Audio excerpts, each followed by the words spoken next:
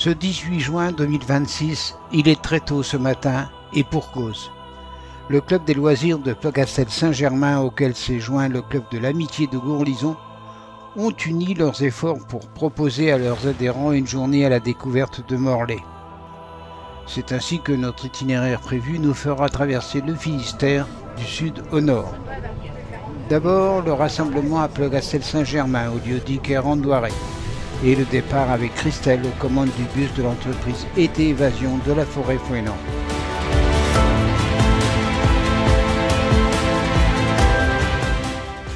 Le contournement de Quimper, la voie express jusqu'à Briec et la route touristique vers Pont-Coblan, ce petit village au bord de l'Aule qui nous mène à Plébat.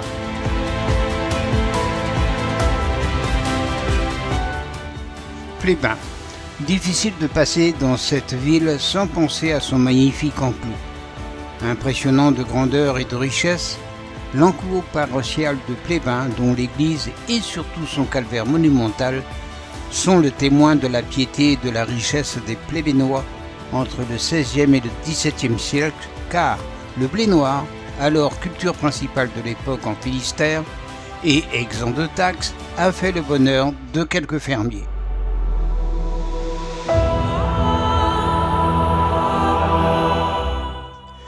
Puis direction Brasparts et les Monts d'Arrée. Ici, beaucoup de curiosités. D'abord, le site de la chapelle Saint-Michel de Brasparts qui, en juillet 2022, a connu un incendie d'une ampleur sans précédent qui a ravagé plus de 2200 hectares. Ce site a été restauré par le département et rendu aux Finistériens. Le mont Saint-Michel est l'un des sommets de la chaîne des Monts d'Arrée sur la commune de Saint-Rivoal. Il fait partie du parc naturel régional d'Armorique et domine les cuvettes des tourbières de Yonnes. Il culmine à 381 mètres d'altitude et sur son sommet se trouve la chapelle Saint-Michel datant du XIIe siècle.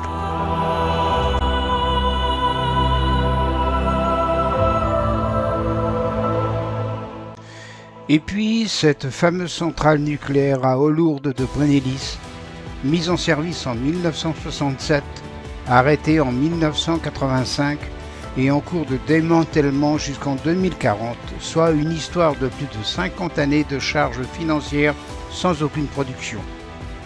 Pour nous y rendre, par l'image, nous allons traverser à vol d'oiseau les marais et tourbières de Yonnes, cette large dépression située au cœur des Monts d'Arrée, classée réserve naturelle sur laquelle veille le parc naturel régional d'Armorique.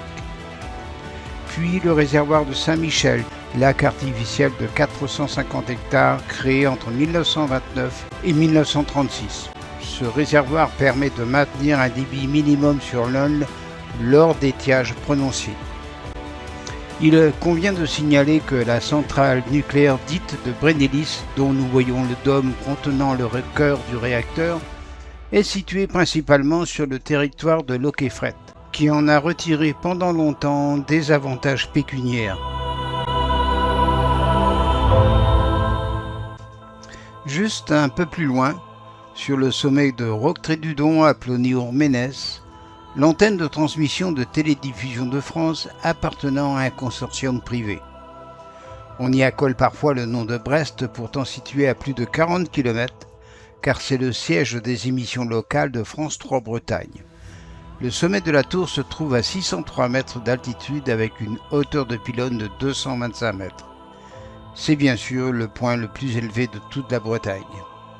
Beaucoup se souviennent sans doute de l'attentat du 14 février 1974 perpétré par le Front de libération de la Bretagne qui détruisit cette antenne qui allait priver une grande partie de la région de télévision pendant plusieurs semaines.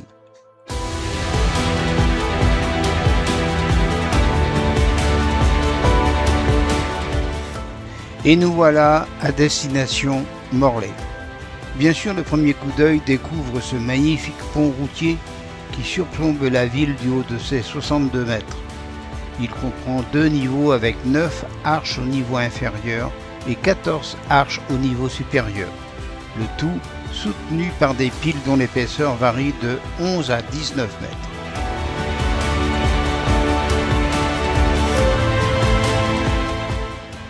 Pour l'heure, le premier souci de notre chauffeur est de trouver un stationnement. Mais tout est prévu.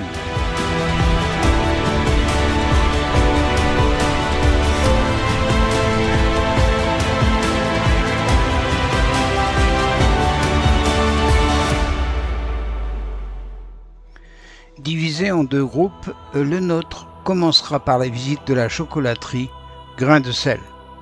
Ce lieu unique où se mêlent effluves de café et de chocolat. C'est l'occasion de se plonger dans les coulisses de cette compagnie 100% bretonne. Dans les ateliers de la cité du Viaduc, un défi audacieux relevé par deux frères jumeaux. Acheminer le café et le cacao par voilier depuis les confins du globe. De la création de l'usine de torréfaction à la mise en eau du deuxième voilier cargo, en passant par la chocolaterie, ce parcours ludique au sein d'une longue galerie nous est présenté dans cette saga pleine de sel.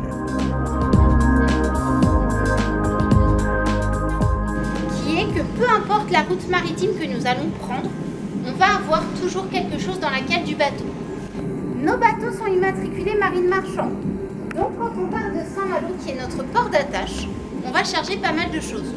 Des vins biologiques français, des maisons de champagne, des spiritueux, et on va aussi charger des entreprises qui ont un savoir-faire en France.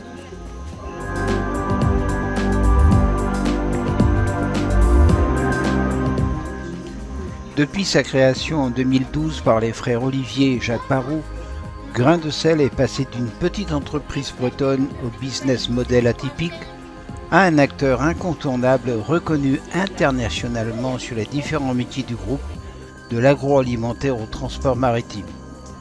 Outre le chocolat, l'un des points clés de cette entreprise fait l'objet d'un nouveau projet, celui du transport maritime, le Grain de Sel 3.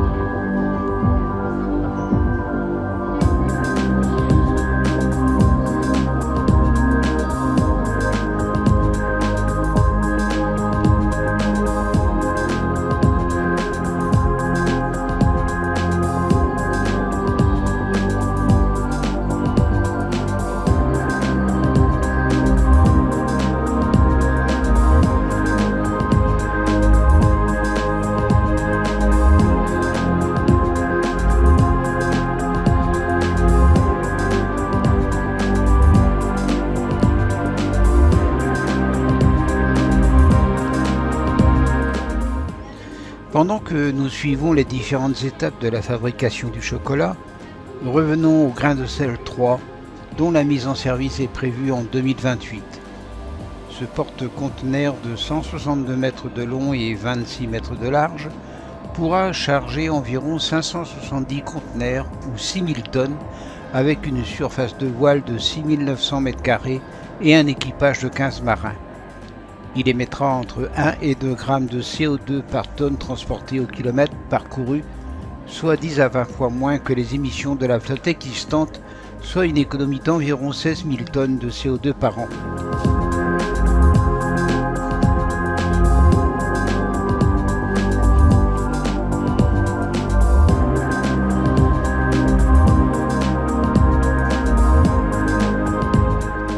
Le Grain de Sel 3, qui sera enregistré sous pavillon français, répondra aux besoins identifiés depuis plusieurs années pour le transport maritime à propulsion éolienne n'utilisant que des voiles.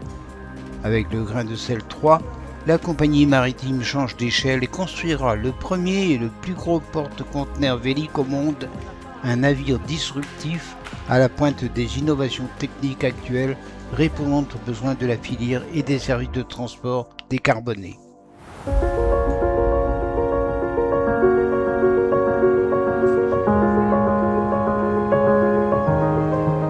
Avant le déjeuner, nous retrouvons notre guide pour cette fois faire connaissance avec la ville de Morlaix, située dans le nord-est de ce département du Finistère.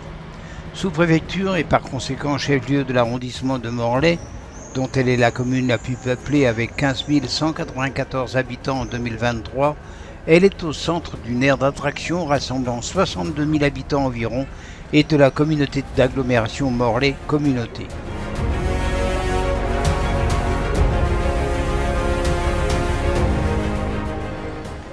C'est par l'église Sainte-Mélène toute proche et ses quelques 200 marches que nous commençons. La chapelle Sainte-Marie est initialement comprise dans la paroisse de Ploujean. Au milieu du XIIe siècle, elle est donnée par Guillaume III, vicomte de Léon, avec toutes ses dépendances, à l'abbaye Sainte-Mélène de Rennes. Le fils de ce dernier, Hervé II, confirme la donation en 1154. Un prieuré Sainte-Mélène est donc fondé entre 1149 et 1157. Son domaine comprend toute la partie de la ville qui est au nord du Jarlot, ainsi que les villages de la Madeleine et de Troudousten. La chapelle Sainte-Marie devient église prieurale, puis église paroissiale Notre-Dame, dite aussi Sainte-Mélène. L'édifice est classé au titre des monuments historiques depuis le 27 mars 1914.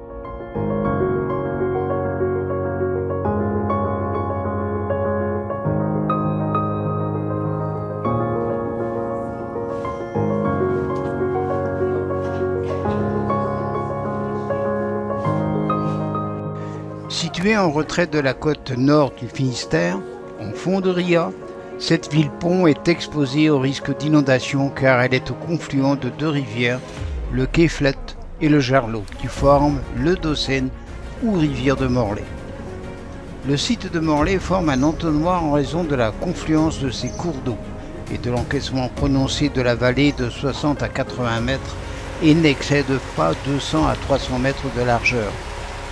Pour s'adapter, l'urbanisation s'est faite au XVIIe et XVIIIe siècle en étages, reliés par des escaliers, des rampes et des rues enlacées.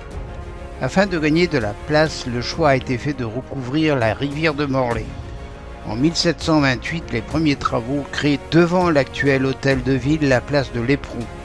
Un recouvrement supplémentaire jusqu'à l'église Sainte-Mélène crée l'actuelle place des Otages. Ce n'est que dans la seconde moitié du XXe siècle que l'extension de l'agglomération s'est faite sur les plateaux avoisinants.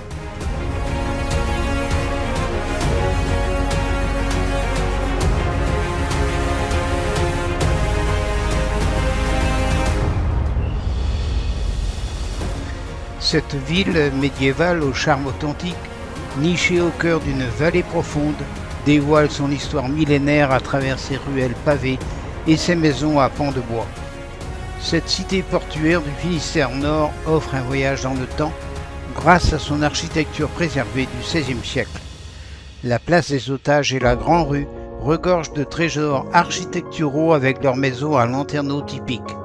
La maison dite de la duchesse Anne datant du XVe siècle représente l'apogée de ce style unique. Les escaliers historiques, notamment les venelles du centre-ville, offrent des points de vue saisissants sur les toits d'ardoise, alors que le port de Plaisance, encadré par des quais historiques, rappelle le riche passé maritime de la ville. Changement de décor, car cet après-midi, l'espace des sciences nous accueille. Situé dans l'ancienne manufacture des tabacs, un site majeur du patrimoine industriel et ouvrier breton, l'espace des sciences propose un lieu unique où l'histoire industrielle, architecture du XVIIIe siècle et culture scientifique se rencontrent.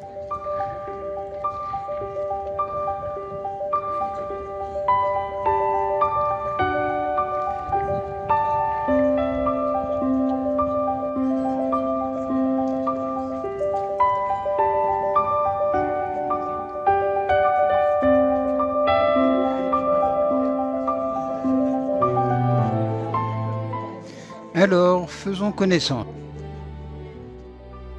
Une manufacture qui se développe, vous voyez, avec notamment la période industrielle, arrivée de cette machine à vapeur qu'on voit avec la cheminée et des bâtiments de plus en plus nombreux. Et donc cette période-là, c'est vraiment le moment où on installe les premières machines, dont la fameuse salle des moulins, dont vous retrouvez en fait les mécanismes ici, parce que la salle des moulins, elle se trouve. Le 2 juillet 2024, il a ouvert ses portes dans le cadre d'un projet porté par Morlaix Communauté et l'Espace des Sciences. Cet établissement valorise l'histoire industrielle et ouvrière de l'ancienne manufacture des tabacs et propose une immersion dans les sciences à travers des expositions interactives et des dispositifs de médiation innovants. Sur 3600 m², il constitue un témoignage remarquable de l'histoire industrielle de la Bretagne et met en lumière les liens entre techniques anciennes, innovations scientifiques et enjeux contemporains. La manufacture des tabacs de Morlaix incarne un précieux héritage historique, témoin de l'essor industriel de la région bretonne en plein siècle des Lumières. Je ne vais pas du tout être exhaustif, je vais évidemment choisir des points que je vais développer avec vous. Et ensuite, ce sera en fonction de votre appétence, si vous avez des questions particulières, et auquel cas, eh bien, j'y répondrai volontiers. L'histoire de la découverte et de la rentrée en France du tabac nous est racontée par ce montage vidéo. Ils suçaient ces tubes, à travers lesquels ils aspiraient de la fumée. De leur apparent confort, nous en déduisons qu'il doit s'agir d'un rituel important, dont ils semblent éprouver une satisfaction des plus grandes. Nous vîmes même d'ailleurs ces indigènes s'offrir les uns aux autres ces tubes étranges et les allumer. En 1559, l'homme de lettres Jean Nicot est nommé ambassadeur de France au Portugal par Henri II. Il découvre le tabac qui a été introduit à la cour portugaise. Il en cultive alors dans les jardins de l'ambassade à Lisbonne et en expérimente l'usage médical. En 1560, il envoie de la poudre de tabac à la reine Catherine de Médicis. Construite entre 1736 et 1740 selon les plans de l'architecte Jean-François Blondel, elle fut le fleuron de l'industrie du tabac pendant des décennies. À son apogée, elle employait environ 1800 personnes, façonnant le quotidien de la ville et de ses habitants et marquant sans aucun doute des avancées sociales importantes pour ses employés. Mais avec le déclin de l'industrie du tabac au cours du XXe siècle, l'activité de la manufacture décroît lentement jusqu'à sa fermeture en 2004, marquant la fin d'une ère.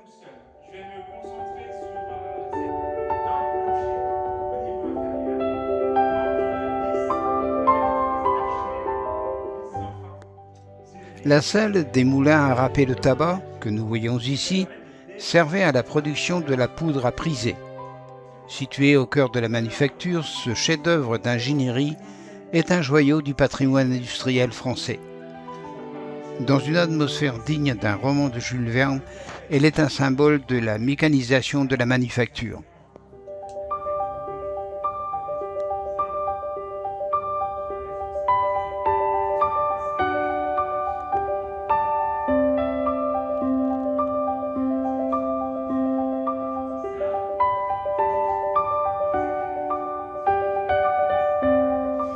L'exposition agrémentée de multimédia invite à comprendre le fonctionnement du dispositif de râpage installé en 1871 et les mécanismes employés pour transformer et transporter la matière.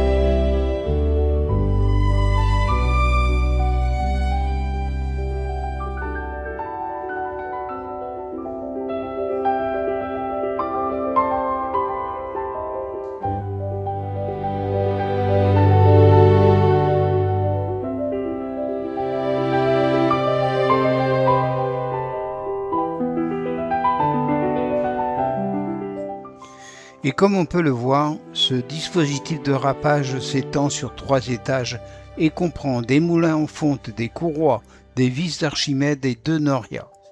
Aujourd'hui, la salle des moulins est le dernier modèle de ce genre existant, toutes les autres manufactures de tabac ayant démantelé leurs installations en arrêtant la production de la poudre à priser. Classée au titre des monuments historiques en 2001, la salle des moulins est unique en France, en Europe et dans le monde.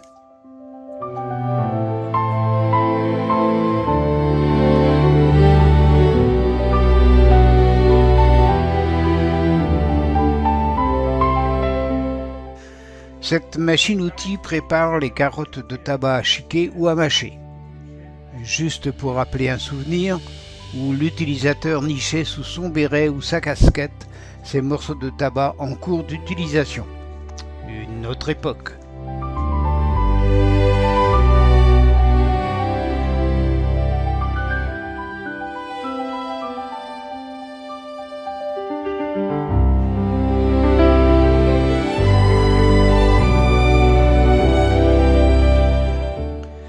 D'autres matériels démontrent l'automatisation de certaines opérations de préparation du tabac avant sa commercialisation.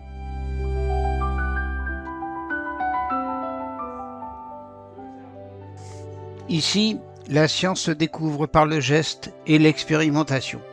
Les expositions sont conçues pour susciter la curiosité, encourager la formulation d'hypothèses et inviter à manipuler, tester et exporter. Un autre local nous présente les méthodes de motorisation de l'ensemble de l'atelier par le jeu de courroies traversant le mur. Moins de place pour entrer dans le mur. Et aussi on avait mis ce qu'on appelle une courroie droite qui demande un espace plus important.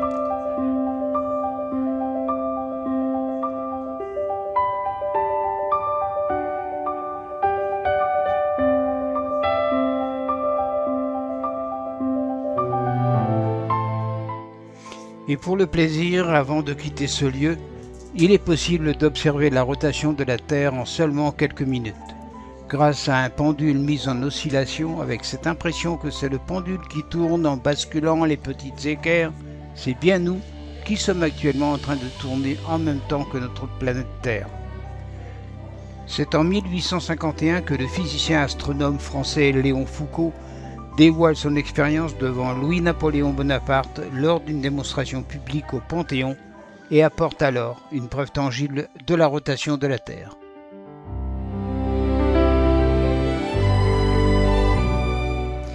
Et voilà, l'heure est venue de reprendre le chemin du retour, après cette journée de découvertes insoupçonnées et instructives.